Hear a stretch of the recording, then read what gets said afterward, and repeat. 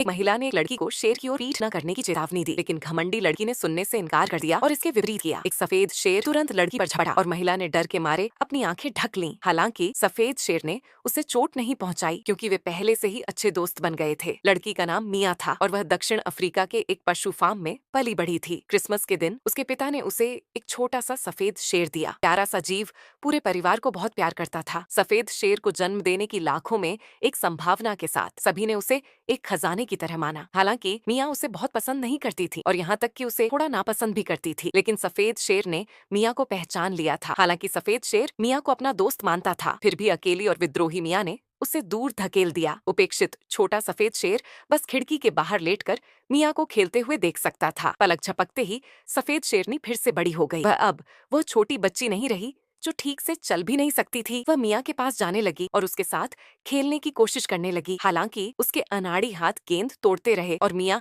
इतनी नाराज हुई कि उसने उसे फिर से भगा दिया। छोटा सफेद शेरनी फिर भी हार मानने को तैयार नहीं थी। वह चुपके से मिया के पास चढ़ गई जब वह सो रही थी और उसके साथ छेड़खानी करने लगी। सफेद शेरनी की ईमानदारी देखकर मिया ने आखिरकार उसे स्वीकार कर लिया और वे अच्छे दोस्त बन गए। वे साथ खेलते थे और साथ में रस्साकशी भी खेलते थे। मिया जानती थी कि सफेद शेरनी को चीजें तोड़ना पसंद है, इसीलिए उसने उसके लिए एक खिलौना बनाया। लेकिन यह खुशी का पल ज्यादा देर तक नहीं रहा। मिया को स्कूल जाने के लिए सफेद शेर से अलग होना पड़ा। हालांकि मिया स्कूल में अपने कई साथियों के साथ खेलती थी, लेकिन अक्सर उसका ध्यान भटक जाता था क्योंकि उसे सफेद शेर की याद आती थी। सफेद शेर भी मिया की याद में हर रोज आसमान में दहाड़ता, भूख हड़ताल भी करता और तार की बाड़ से टकराकर खुद को जख्मों से भर लेता ताकि अपनी आंतरिक भावनाओं को व्यक्त कर सके। केविन उलझन में था। उस छोटे सफेद शेर का क्या हुआ? मिक ने कहा। शायद उसे मिया की याद आ रही हो। दादी ने मिक की बात का तुरंत खंडन कर दिया, यह मानते हुए जानवरों में भावनाएं नहीं होती। स्कूल में मिया को हर समय सफेद शेर की याद आती थी, यहाँ तक कि उसने जो चित्र बनाया था वह भी शेर का था। एक पाठ्येतर